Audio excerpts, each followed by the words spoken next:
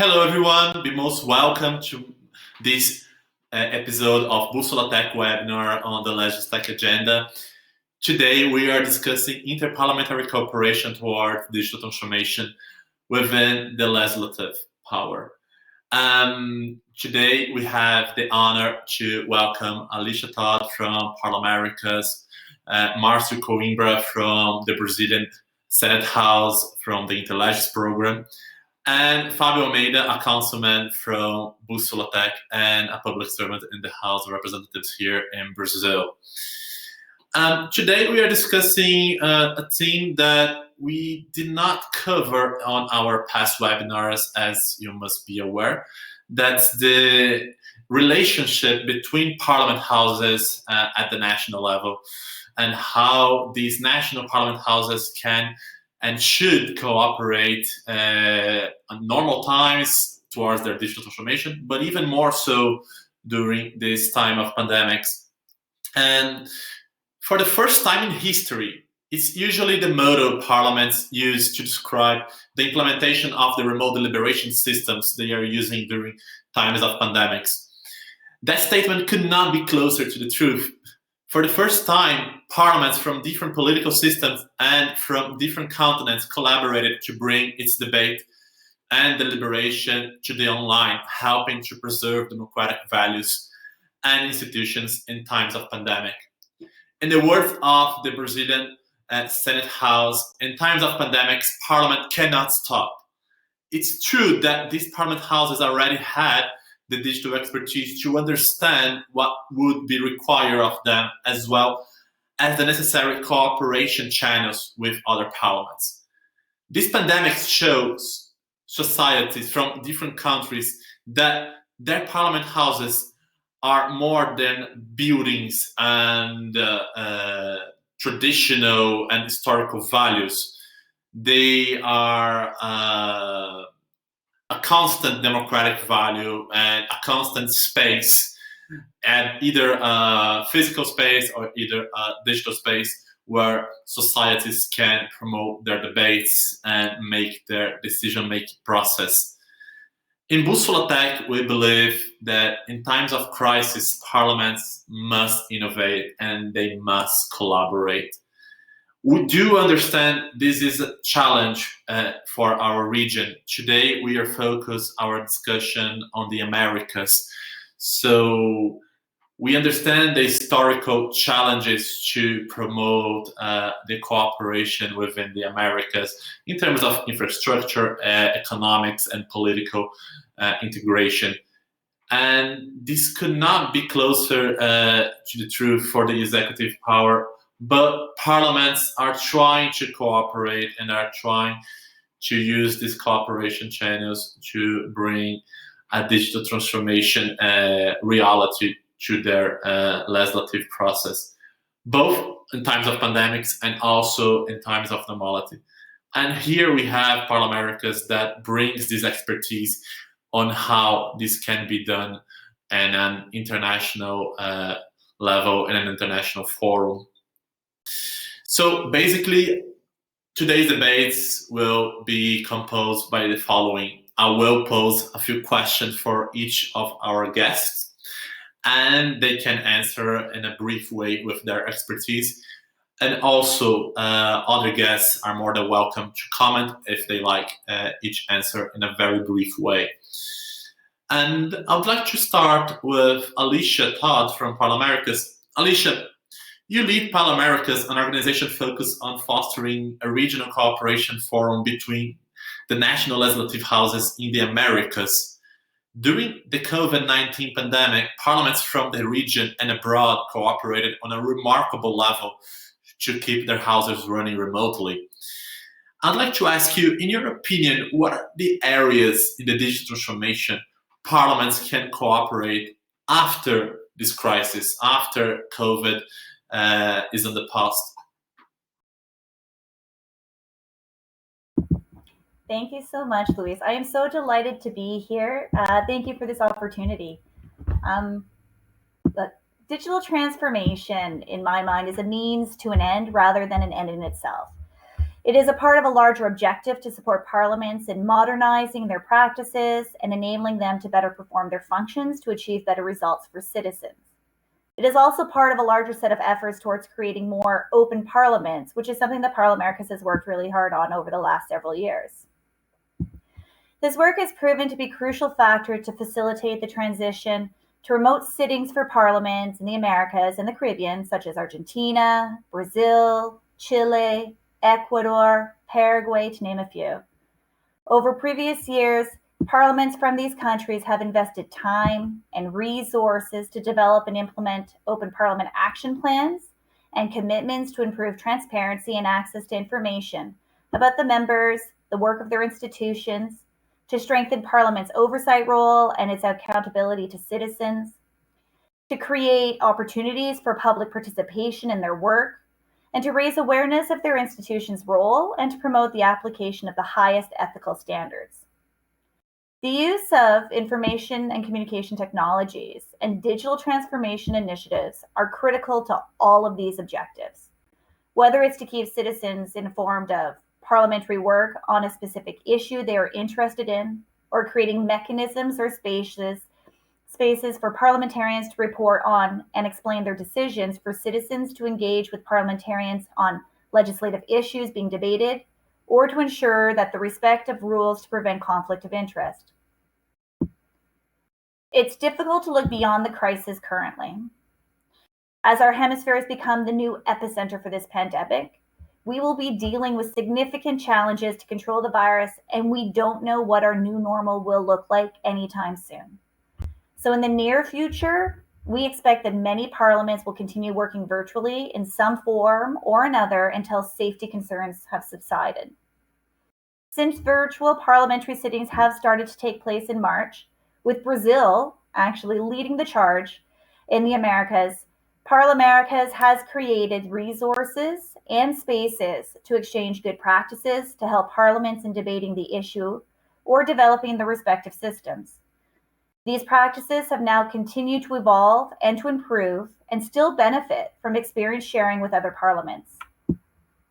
While there is a general recognition that virtual sessions are not intended to forever replace in-person political debates and decision-making, many parliaments have also indicated an interest in maintaining some form of virtual access to parliamentary work for legislators, which can be helpful for the purposes of, parental leave comes to mind quite easily.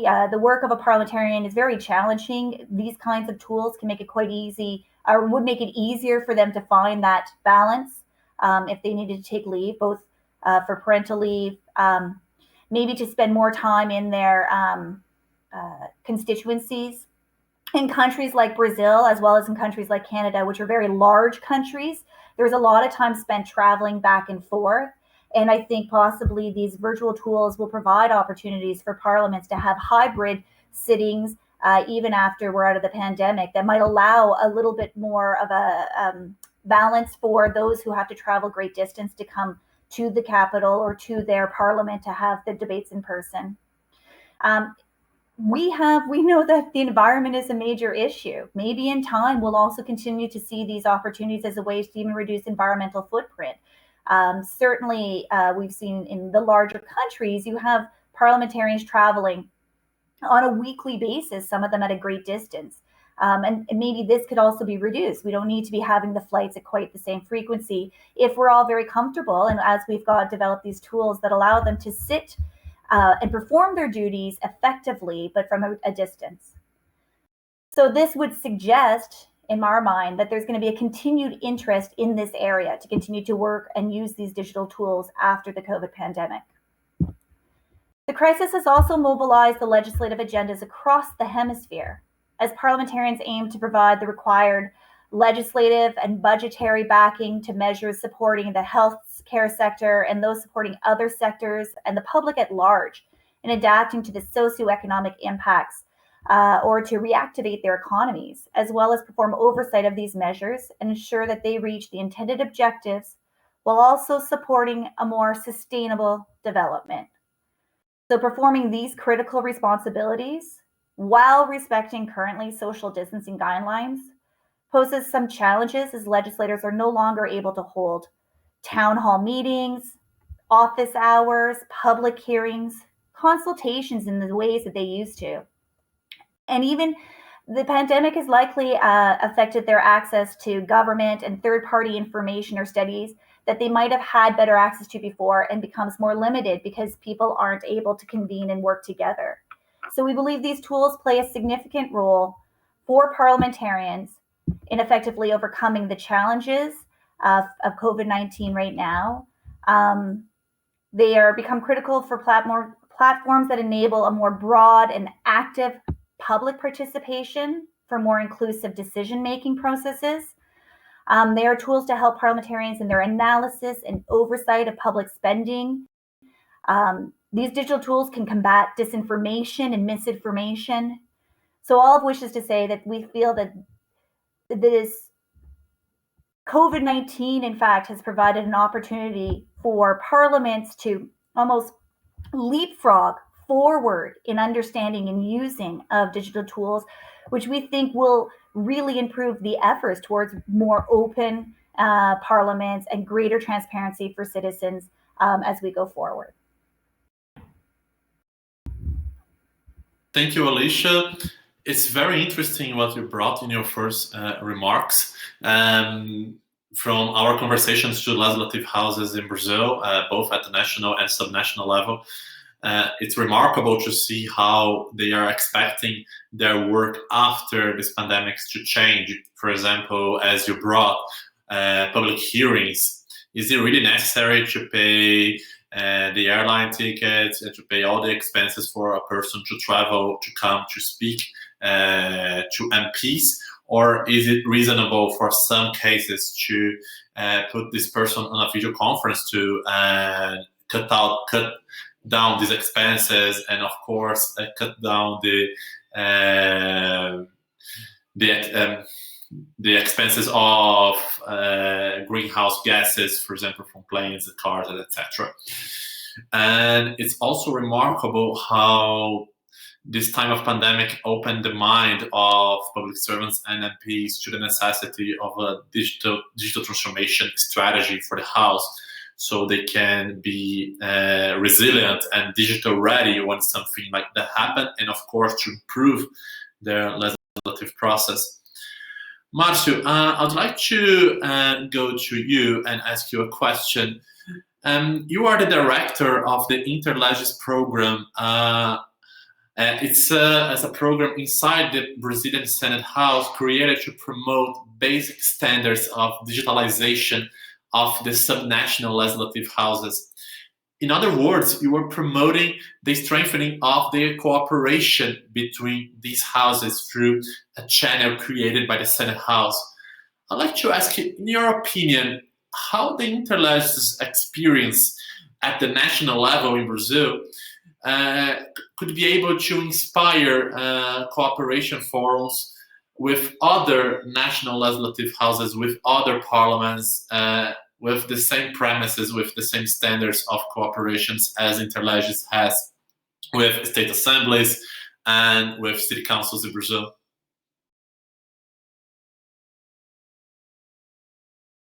I think you're muted, Marcio. Okay, can you hear me? Okay, it's a pleasure to be here, it's a pleasure to be with all of you and to speak with your audience. The work we've been doing in Interlegis is quite long. We've started with a program 20 years ago, and just before the pandemic, we were passing through a transformation in Interlegis. That's the Senate think tank. We were becoming more and more digital. So when I arrived as a director, one of the first things that I brought as an idea was to transform Interlegis in a digital platform. We live in a continental country as much as the US or Russia or Australia or Canada. So we're a very big country, and we need and we have people that travel around Brazil from north to south east and west, training all the different parliamentary systems in every city in Brazil. We have cooperation with more than 300, with more than 3,050 legislative houses. So it's tons of work that we have, and working side by side with every house in Brazil. It's been challenging over the years, and we reached the point that we cannot just visit and travel around Brazil to give training, to be with them, and then we decided to go digital. We decided to go digital before the pandemic, so we prepared all our systems to go digital before everything started. So when the pandemic arrived, what we needed to do was just a small arrangement on the SAPL system that we had, and put the remote part on it. So we built the SAPLR, the remote SAPL, which became available free of costs to every parliamentary house in Brazil that has a cooperation with the Senate. So what was challenging became more challenging, because now we're implementing a new system. More than the training, more than the workshops, we're implementing a new part of a system to make our houses open and operating, so democracy can still works during this pandemic. So the experience that we had was be prepared before. So we need, like every other part of the country, every area, like commerce, the companies that were investing in e-commerce, now they are ahead of other companies. Like our job, since we were preparing to become digital, and we were actually becoming digital for over a year, now it became really easier for us to reach out and help every parliamentary house in Brazil. So today they can reach us, they can talk to us, and we can reach them digitally. So it became really important and easy for us to do this job. Nevertheless, it's very challenging because we were already preparing to become fully digital. So, like every other part of the economy, education, commerce, and any part that you can think, all these institutions who came first and made an investment in digital platforms ahead of the pandemic, now they are gaining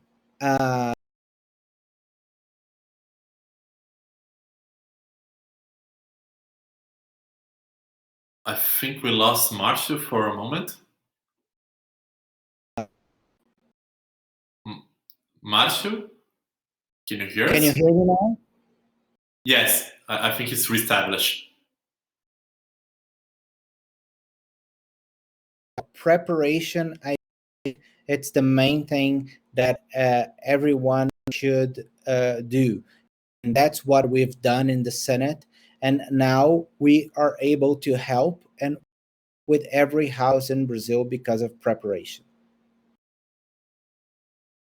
Thank you, Marcio. I would like to go to Fabio now. Fabio, besides being a councilman at Bússola Tech, you have been working closely with the Foreign Service of Legislative Houses as well, and as well as at IPU, the Interparliamentary Union. At Bússola Tech, we understand the bonds of cooperation must include high-ranking officials from the House's bureaucracy, as well as the MPs.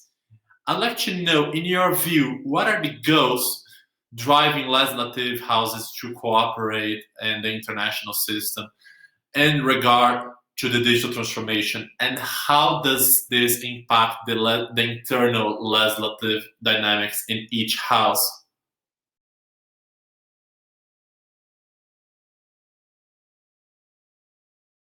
I think you're muted, Fabio. Of course. Sorry. First of all, thanks for the invitation. It's a pleasure to be here and talk to this ecosystem interested in the digital innovation. Well, I think, Luís, that the people sometimes overlook the fact that the legislative job, the position, the work parliamentarians have to do is a creativity one. It's a position where you have to find solutions for society, find common ground solutions for society.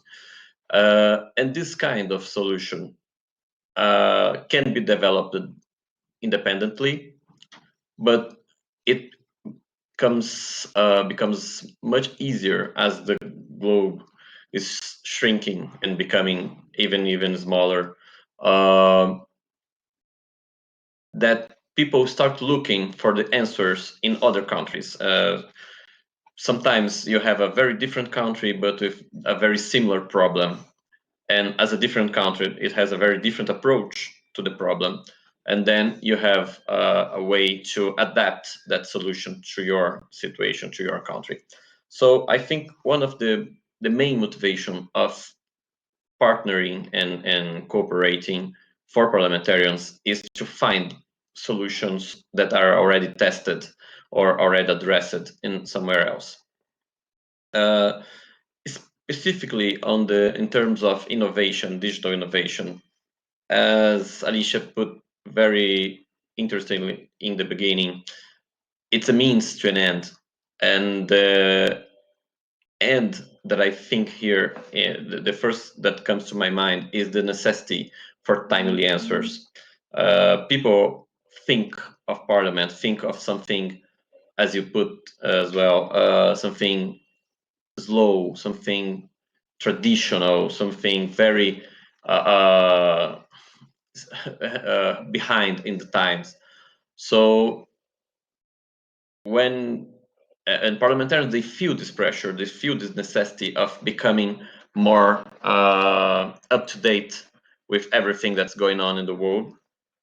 So they have this need for a timely answer for anything that comes up. For example, and the most evident example and most extreme example we can think of, I hope for one generation or two, is this pandemic. So how to address from night to the other day the need of deliberating, of voting remotely.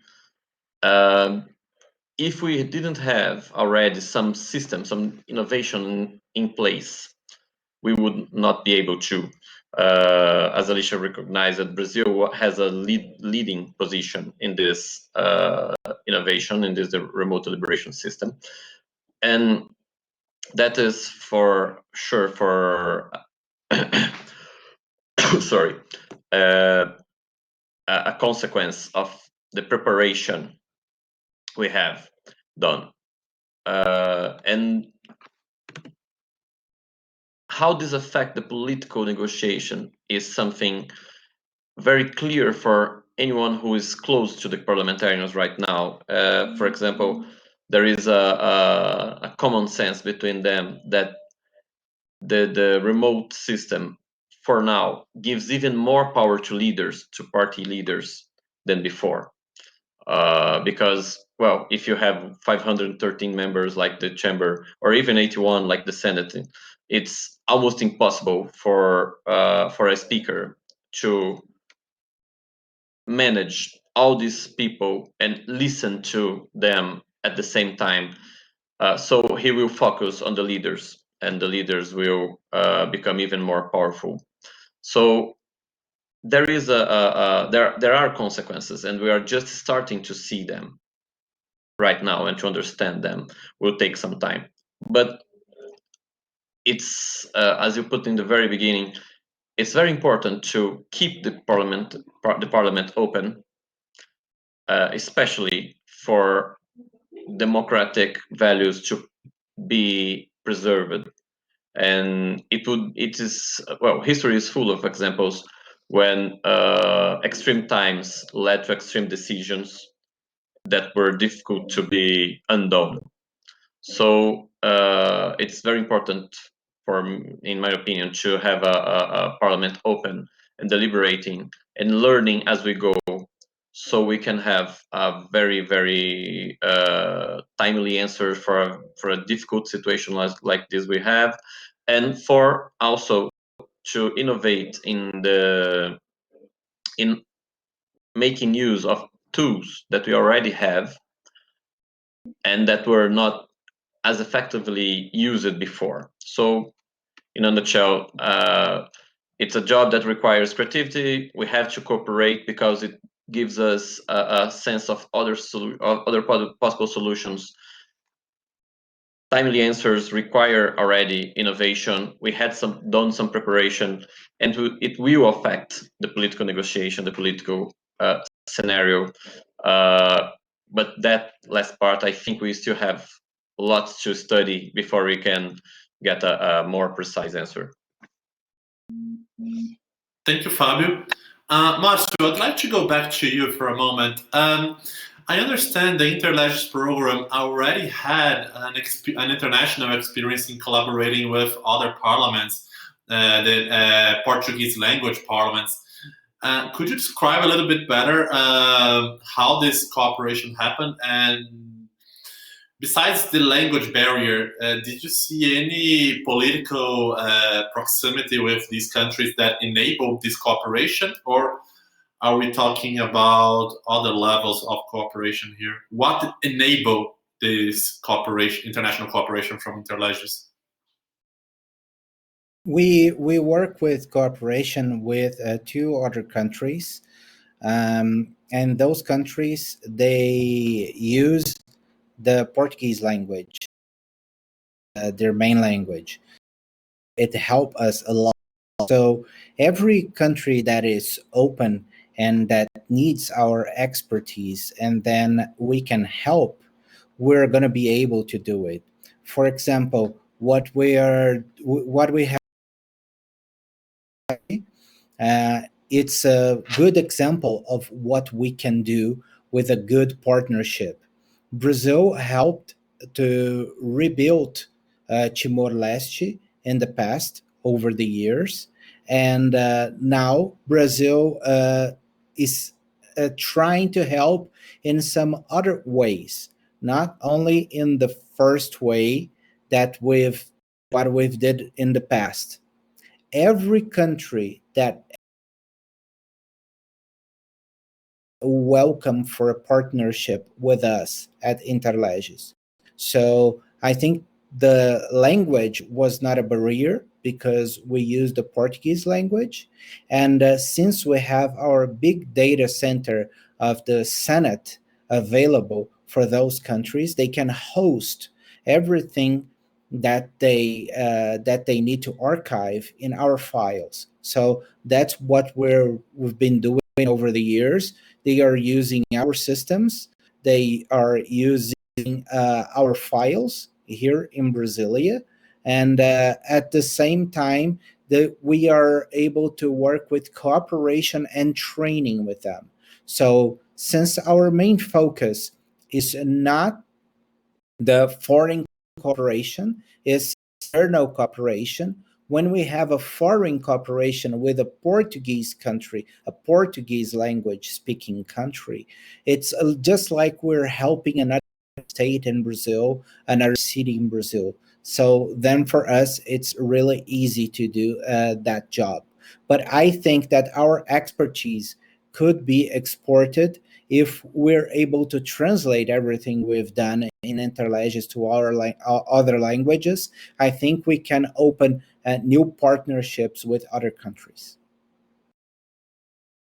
Thank you, Marcio, for your remarks. It's interesting to see, for example, Bússola Tech made a mapping initiative during the pandemics, and to see which city councils in Brazil were using remote deliberation besides the state assemblies and besides the parliament in Brazil.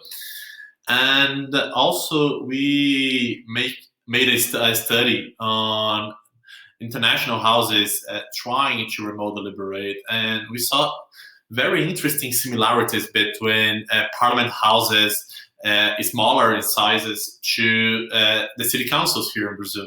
So their digital challenges to go to the remote, to go to the digital, were very similar. That's interesting to know that Interleges is able to assist those houses as well, even harboring an international cooperation center at the Brazilian Senate House. And Alisha, staying focused on this issue, okay, we do have partners such as ParlAmericas, such as Interleges in the Senate, and such as IPU. So we have many actors on the international system at the multilateral level and at national level and at the NGO level. So what are the major challenges to strengthen this regional cooperation towards a digital transformation for parliaments in the Americas? And if you could share a little bit, what is ParlAmericas is doing to address these challenges? Thank you. First, before I directly answer your question, I have to say, because I know I said it, but it's in all sincerity, and I look forward to possibly the opportunity to maybe look for ways for collaboration with Interleges. Brazil really has been at the forefront of this, and they've been very good about sharing around digital transformation. When ParlAmericas first started working, really working on kind of the open parliament agenda, back in 2014, the reference book that we went to was the book written by Cristiano Ferri, right? Like, I mean, this really is something that we've seen Brazil had been planning well in advance of this pandemic towards what does it mean to use digital tools in the legislative process. And we, during this pandemic, have been incredibly grateful, actually, to the Congress of Brazil for their willingness to share, to very quickly translate information, in fact, so that they've, I think even it was last week, the Senate of Mexico contacted us saying, we need to understand better how to do virtual sittings. And we put them in contact with Brazil, and Brazil very quickly turned around, translated materials into Spanish to help inform Mexico. So I think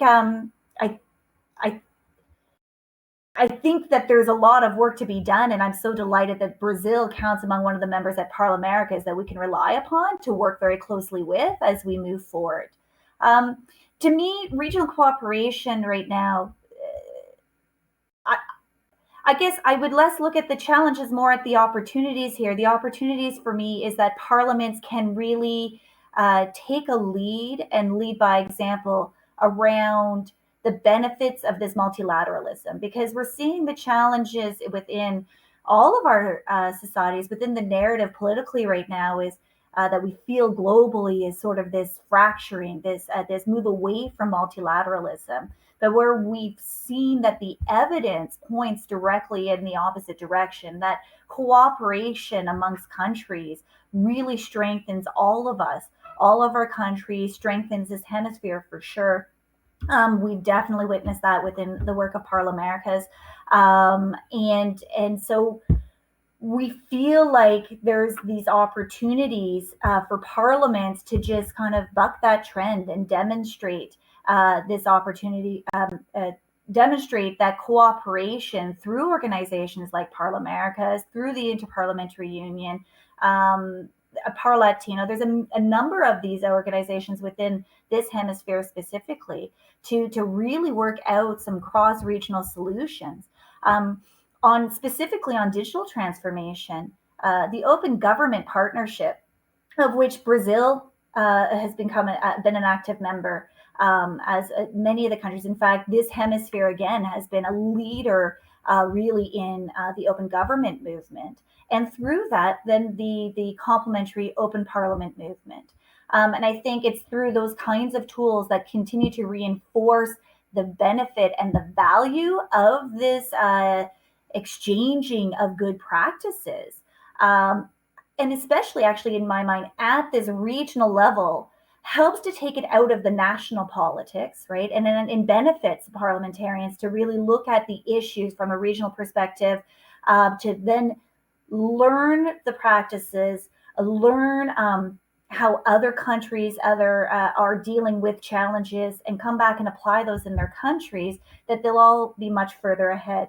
I think every profession needs a space where they can engage with peers to kind of talk shop, right? To hear, how is it working for you in this? I mean, we see this in all professions, in medical professions, etc. Right? Now, the challenge, I guess, with parliamentarians is the nature of trying to run that kind of association at a national level would be almost impossible, because you then get embroiled in politics. And the whole nature of the work is then to kind of debate from a political level nationally. So by raising this into these regional fora, it provides an opportunity for legislators to continue to hone their knowledge and their skills that will benefit the work they do and their constituents, but in a space that allows them to kind of explore potentially challenging issues that would be very challenging to discuss nationally, very sensitive issues. I mean, we've had experiences at ParlAmericas even where, say, it wasn't on the agenda, but you saw a side conversation talking about really fundamental issues related to kind of human rights, where legislators are saying it's impossible to discuss this in my own country because it's highly politicized, this conversation, but here I can at least start to explore these concepts. And I think this extends itself to even working now on this collaboration towards the digital transformation, the modernizing of our parliamentary institutions. The lack of the breakdown in trust, public trust of the political institutions, but in particular, as we were seeing through the Latin Barometer surveys, in particular within the legislative branch, that there was a lack of trust within the Congresses and the Senates, right?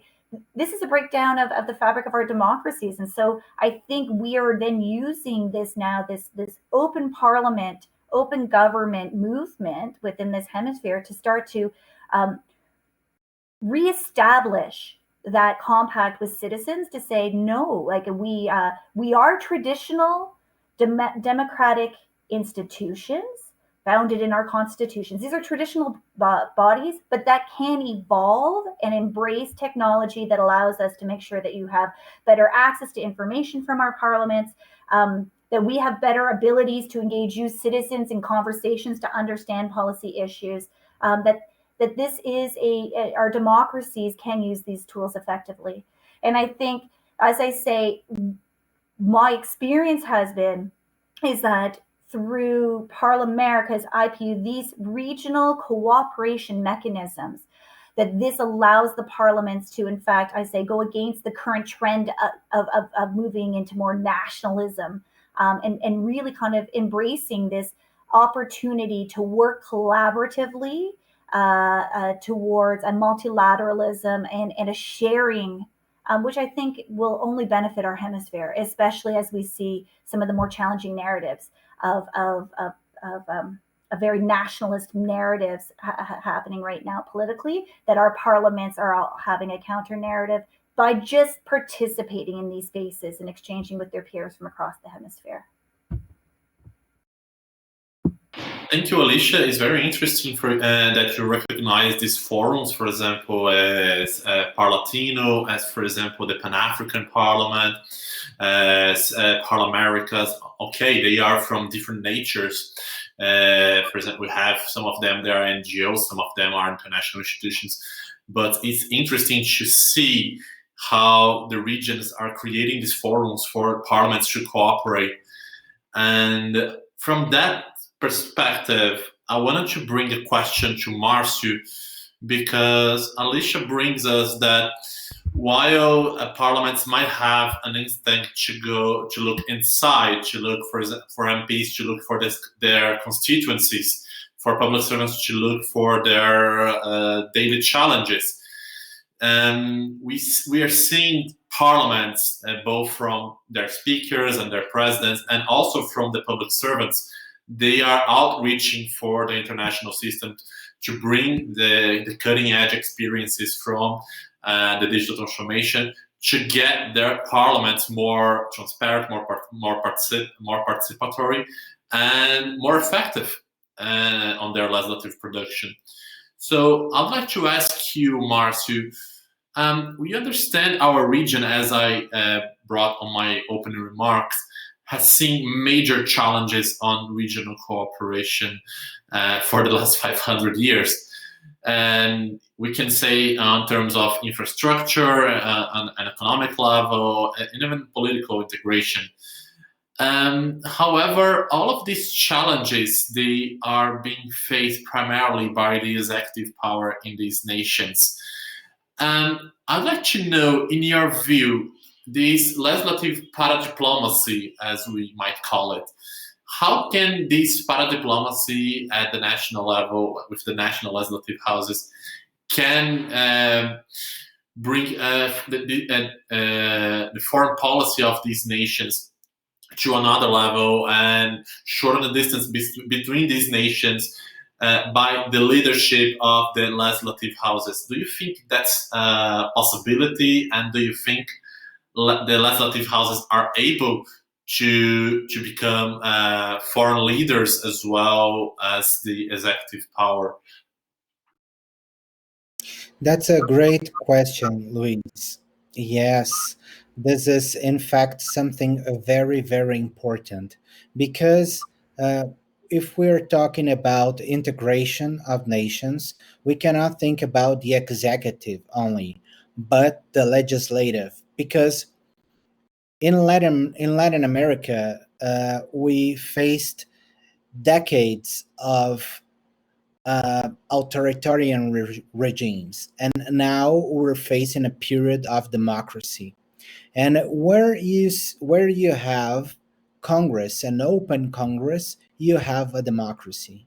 So we're facing now a period of all these countries in Latin America, an exception of the one or two, that are countries that are in full democratic period. And so it's very important that parliaments talk to each other.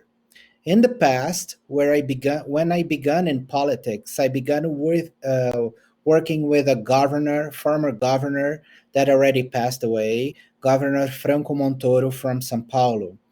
And we started a program of connecting parliaments and future leaders of Latin America. So back in 1994, we were already traveling to Argentina, Peru, Venezuela, Panama, and all different countries of Latin America, putting together congressmen from these countries, talking together, especially being intermediated by Parlatino at the time, and putting together future leaders of Latin America. That was the strategy. So, where did it lead us? To where we are now. Now that we are adults, that we're not young anymore, let's put this way, we're not young leaders of Latin America, like Montoro used to say. Now we're all friends over a generation. So I have friends now that work with parliamentary systems of Uruguay, of Chile, Argentina. Some of them became congressmen, senators. One of them became a president one of these countries. So what happened is that we created a generation back 20 years ago that's bringing together Latin America nowadays. So I think it's very important that we prepare the next generation. And this generation, we do not prepare with the executive branch. We prepare on the legislative branch, because the legislative branch is the heart of the democracy. So bringing together future leaders that believe in democracy and put them together, you create a kind of a dialogue among those countries that is very important to sustain democracy and to bring innovation to those democracies. So this was a seed that started back 20, 25 years ago, and that is blooming now. And we also need to prepare that for future generations, because democracy is everything that we have. If we do not have democracy, we don't have an open parliament. If we have an authoritarian system, a totalitarian system, or autocratic system, we will not have an open parliament. And we need that. We need that for our democracies, for our countries to breathe, to innovate, to move forward. We just can move forward with democracy. So I think that this is the branch, the legislative branch. It's where we should put all these leaders together. So Brazilians need to talk with Argentinians, with Mexicans, with Americans, Canadians, and all over the world. But it's starting with the Americas. I think it's easier because we're neighbors. We can talk to each other. We are all democracies. And I think this is the first step to work together. And working together, we can bring also innovation. We can bring digital transformation. And this digital transformation, keeping the parliamentary systems open during the pandemic, is the guarantee that we have today that democracy is still strong and that democracy will still prevail in any way possible. So I think it's important to leave that message. I think that this connection among countries, it's the most important thing that we have in the democracy, is to have dialogue and to be together and to know each other. I think that the digital transformation that we are facing is just a step forward that facilitates that. So I think we are on the right track. And since in the past it was a seed that was planted, I think we need to keep going and keep working on those seeds so they can grow and they can bloom in the future. Thank you, Marcio. It's interesting to hear you speaking about promoting new leaderships and promoting new leaderships that can cooperate and cooperating, for example, towards digitalizing the legislative houses. We understand, for example, that technology might be a very important ally for a democratic institution. For example, not necessarily every citizen has the ability to pay an airline ticket in terms of normality to fly to Brazil and to meet their MPs. But it's more reasonable that this person has a computer or a cell phone and can reach their MPs or their MP staff through a digital device. And of course, accessing information from the legislative process, accessing information, financial information from the institution, participating on online debates, and make their will known to these MPs. So we understand technology is a very important ally on this process, although it's not necessarily, if you're using technology, you're not enhancing and making Parliament more open. You have to know how to use technology to open the legislative house in a way that people can have more access to information and participate on the legislative process. Even sharing here in this forum, on September 15th, Bússola Tech is promoting a global event with more than 20 parliament houses to discuss how they are using technology in order to keep their parliament houses open during the pandemic. So it's in the same day that we celebrate the International Day for Democracy. And Fabio, connecting with what Marcio just shared, we do understand that the foreign policy agenda is not an electoral agenda. And if you were talking about people that can influence the legislative house from the inside, we are talking either by a public servant that it serves the house or it's approved, it gets a test and gets approved to serve the house, or serves in a political capacity on the house, or serves as an MP. So let's think here that, okay, MPs are necessary for the internal debates, but also necessary to open relations to other parliaments. We do understand that the foreign service here in Brazil and the executive branch is a highly capable body that helps Brazil to position itself in the international system.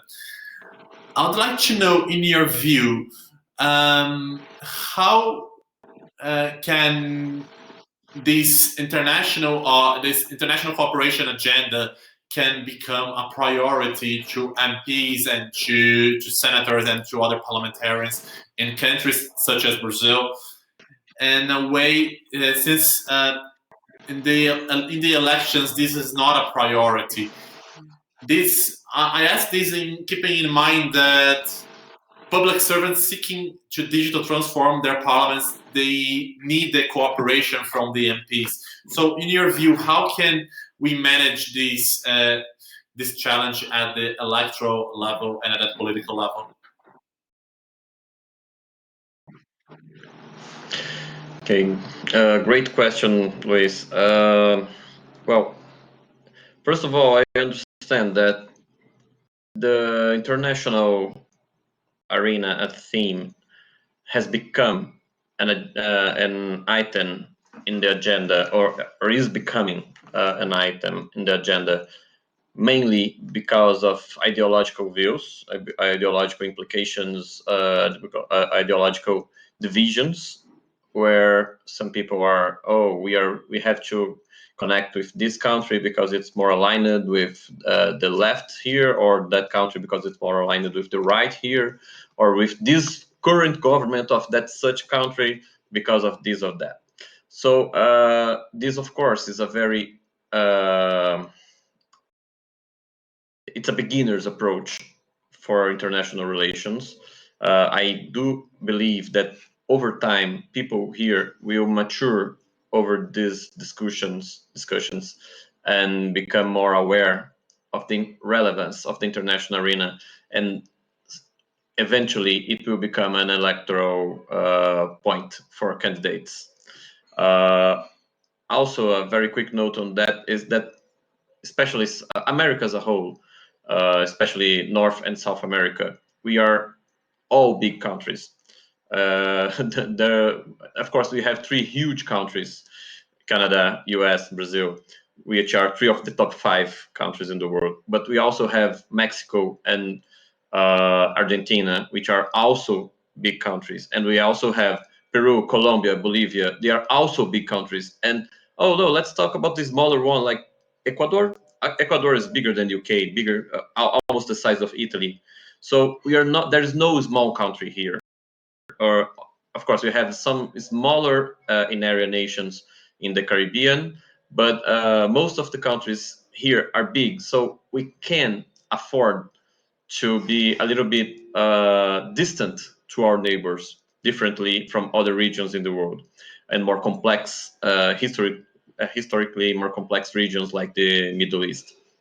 So I think it's the reason why here in Brazil, and not in only Brazil, in South America, North America, foreign affairs are not that big of a question, electorally speaking. And how can a public servant attract the attention of a parliamentarian in this scenario? First of all, I'll take the words of Marcio in the investment side of foreign affairs. It's something that you're doing right now for the next generation, maybe for the next 2 or 3 generations, when you establish a relationship between parliaments, for example, in a forum like ParlAmericas, that sometimes lasts for different congresses, different legislatures. So it's very, very important to raise the attention, to point the nose of the parliamentarians to this point of let's focus a little bit on the future. You have the time. Differently from the executive branch that usually have to deal all the time with the pressing matters of the day, legislative have some time to spare to the future. It's not in contradiction with what I said before of having having pressure to give timely answers. Legislative also have this, but on the other hand, as there are a lot of different actors in the legislative, you have some of them with some capacity to devote to the future, and especially maybe the younger ones, the less experienced ones in the legislative, they are not as relevant in the political chess of the legislative itself. So they sometimes have some time to go abroad, learn, bring something new. They may be more open and with keener eyes to look at these questions. So I would say that the first step is looking for parliamentarians with a keener eye, with an opener mind to address these questions. And the other point is parliamentarians are usually people interested in a plethora of things. They are not a single subject person. So sometimes it's needed to know something to feel the necessity of this thing. So if you are a public servant and you want some parliamentarian to be more aware of the international aspect of an issue, well, study a little bit of this. Look for a parliamentarian that you think that may be aligned with the interest and speak to him. It's usually something parliamentarians are open to do, is speak. They love to speak, and they love to listen as well and learn. So, and that I can personally say that I did that a lot of times with parliamentarians. For example, oh, do you want to talk about, for example, crime, a new legislation on a specific crime? Well, why don't you set an agenda and we can, for example, fly you to the Philippines, where they have a very strict. If you think that you need a more strict crime, that crime needs a more strict penalty, we can fly you to the Philippines and you can see there how it really works when you have a more strict penalty on that such crime.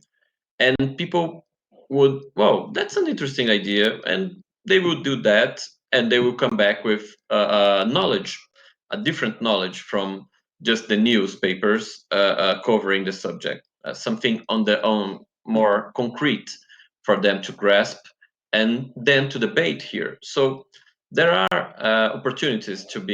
lots of opportunities to be harbored in this in the exchange between parliaments. So it's the job of the public servant to not just let's drop it, they will never listen, because that's not an attitude that will change the way people think. The attitude that will change is saying, okay, I do think it can happen, I do think it can be interesting, I will study on it, prepare something on it, present on it to 1, 2, 3, 4, 5, 10 parliamentarians until someone gets that point across. So it's kind of lobbying in the good sense of the word, but without a political or even an economic gain involved. It's kind of lobbying for the knowledge. Thank you, Fabio. Guys, we're reaching the end of our webinar today. I do have one last question to pose to each one of you, so I will ask you to be very brief on your answer so we can keep the time. Alisha, I will start with you. Some parliament houses established themselves as global leaders in regard to the digital transformation. I think here we can recognize, for example, the House of Representatives here in Brazil, the Brazilian Senate House, which Interlegislatures is represented here today, the EU Parliament. Anyway, you have a number of parliaments in the world that are experts on digital transformation. And this is not only for their highly effective digital strategy, but also for a proactive foreign service, as Fabio and Marcio were sharing about. What are your recommendations for a legislative house to be able to establish a well-structured foreign service that enables projects such as the digital transformation of their legislative process?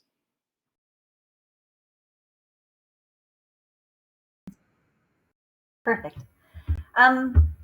Look, I found what both Fabio and Marcio both said really, really interesting to talk about how you can really inspire parliamentarians to want to go out and learn from each other's experiences and apply that knowledge.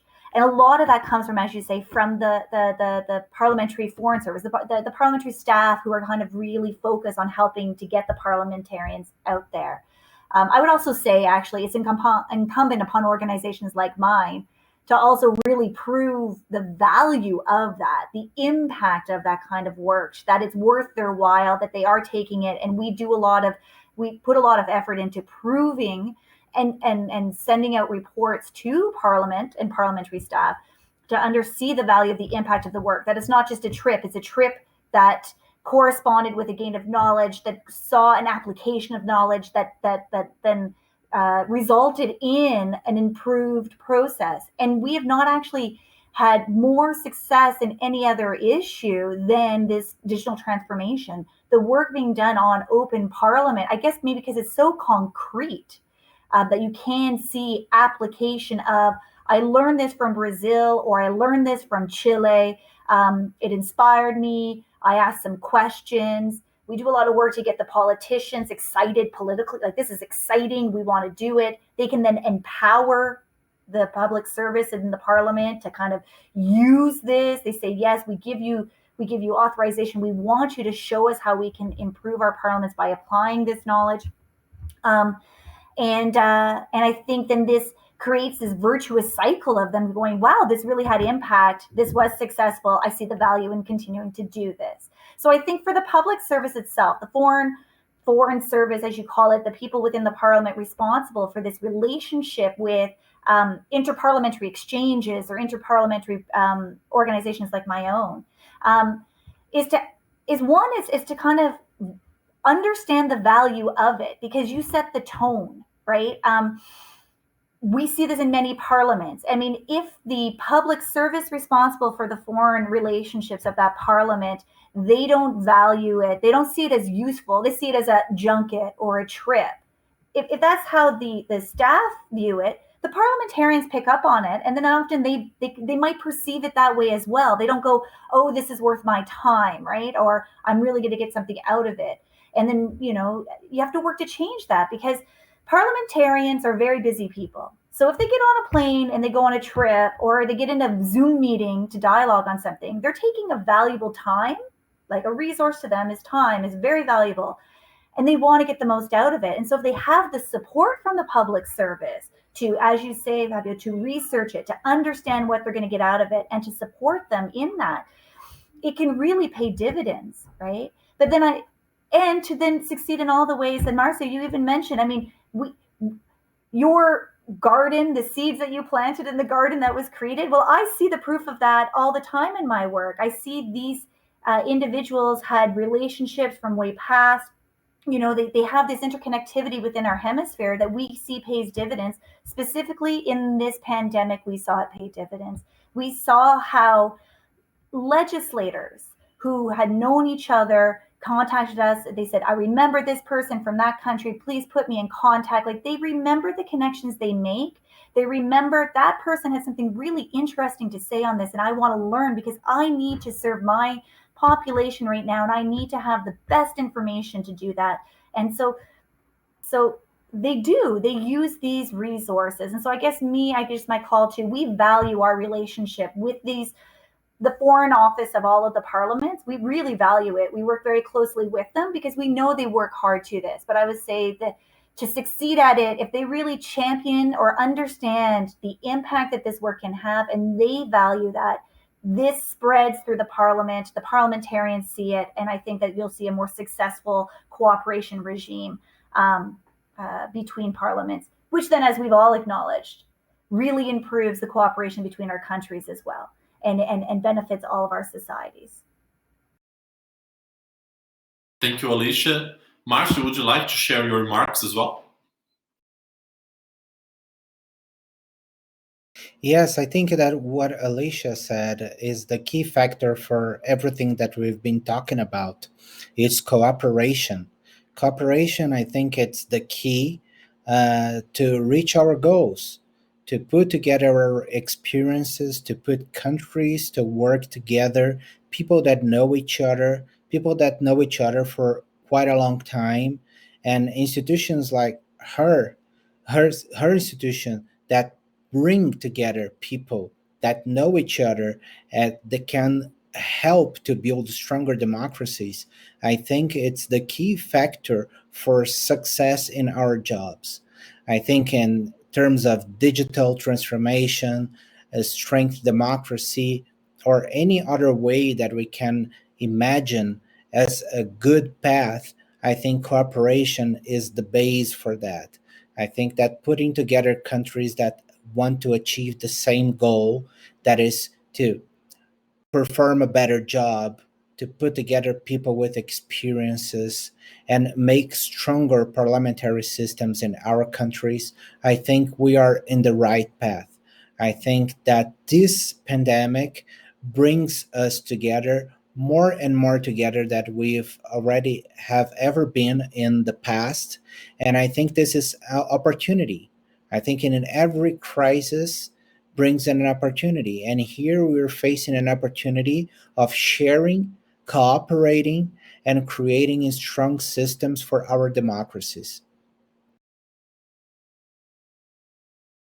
Thank you, Marcio. Fabio, would you like to share your remarks as well? Yes, thank you, Luís. It's very interesting when you see someone like Alisha and Marcio talking so passionately about what they do, because it's something sometimes not, as Alisha put, sometimes people say, oh, it's international, so you travel a lot. Well, actually, that's not the main reason someone should engage in the international area, because even when you travel, it's a working travel, so a working trip. So anyone who had a working trip in their lives know that it's fun for the first one or two times, but then it's really, really hard work only. And sometimes, and especially when you talk about big international events, it's around the clock at work. So but also it's very interesting because people are usually in this area are passionate about what they do. Well, just to say that I think that the international this small revolution that Alisha was saying about changing the environment of the parliament don't require lots of people. It requires a small team, a specialized team, but not a big one. But there is something there. I think it's very important. Those people must understand the political side as well as the technical side of the legislative work. It's unlikely that you ever grab the attention of a parliamentarian if you never connect your ideas, your proposals with his political life, his or her political life. So it's important to understand the context where this international work would connect with his or her political life. On the other hand, it's also important to be aware that you as a public servant is the person who will impose the technical side, the results side. So if you leave for them, they probably will have a lot of networking, a lot of interesting connections there, but the results, the products of that mission are up to you. If you do not design the mission well, the mission will not bring results. So and as a final point, I would say that those people in this area should be tuned to change, to development, to innovation itself. Because if you're not aware of the innovation, if you're not aware of the next steps that your parliament is developing, the other parliaments are developing, you will not connect the right person in the right time to the right event. So it probably will not be as useful for your country, for your society, as it could be. So it's very important for anyone in this area to be very, very well connected with innovation, not only in Parliament, but especially in Parliament, so that you can point people in the right direction for the right events that are happening around the world. Thank you, Fabio. Thank you for your remarks. Thank you, Marcio and Alisha as well. We are reaching the end of our webinar today. Just an institutional remark that this webinar is an initiative of Bússola Tech. We do have many partners, and I would like to thank them all. I will start here with Marcio and Luís Fernando from Interlegis. They have been a remarkable partner on this initiative. We are also partnering with Fenalegis, ITS Rio, and Sindilegis. I'd like to thank the sponsorship from Sindilegis and IntelliGov. And we also have the support from the Brazilian Senate House, the São Paulo Legislative Institute of the State Assembly, the São Paulo City Council and its school parliament, and a series of legislative schools such as the School of João Pessoa, the Legislative School from Manaus, Marabá, Paracatu, Pouso Alegre, and from the Public Innovation Connection and the Public Policy Innovation Lab. To finish our webinar today, we usually have a challenge for our speakers. That's to put your closing remarks in one tweet. So to leave an inspirational remark for people that are watching us, but in one tweet. Alisha, would you like to start?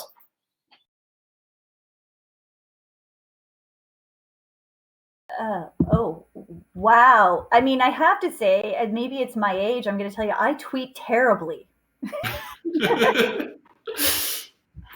Look, I found the entire discussion very inspiring. So I don't think I will give you the tweet you're looking for.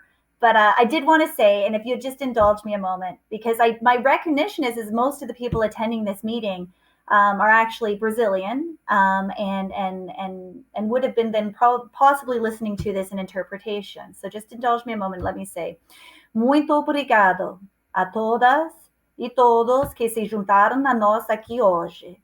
Tive a oportunidade de morar ano em seu lindo Brasil. É país maravilhoso, com povo maravilhoso. Tenho muito saudade de seu país. E participar aqui hoje me deixa pouco mais próxima. Thank you so much, Bússola Tech, for the invitation. And I'm truly pleased to have been met yourself, Luís, but also my co-panelists here. And I hope there's an opportunity in the future for ParlAmericas to work with you at some point in the future. Thank you, Alisha. Marcio, would you like to share your final remarks? First, the next panel will be in Portuguese, since Alisha speaks Portuguese better than we speak in English. Agreed. I think that my closing remark would be that cooperation brings democracy together. I think that we can close with that. Thank you, Marcio. Fabio, would you like to share your closing remarks as well?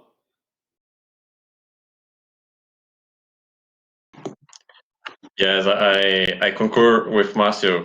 We should speak all in Portuguese next time, because Alisha is amazing. Has an amazing Portuguese for someone who lived just 1 year in Brazil. It's it's amazing. Well, I'm also terrible in tweeting, and but I'll try to do something shorter this time, which is believe in your initiative and devote your time to convince the representative to believe as well. Thank you, Fabio. I'll give it a shot. We created a tweet in Bússola Tech that in times of crisis, parliaments must innovate and must collaborate. So, and of course, I concur with Fabio and Marcio. Next time, Alisha will be invited to speak in Portuguese alongside with us. Thank you, Alisha. Thank you, Marcio. Thank you, Fabio, for the remarkable panel today. And thank you for our audience for staying with us. And stay connected with us, with Bússola Tech, with our webinars. And thank you for your time. Bye-bye.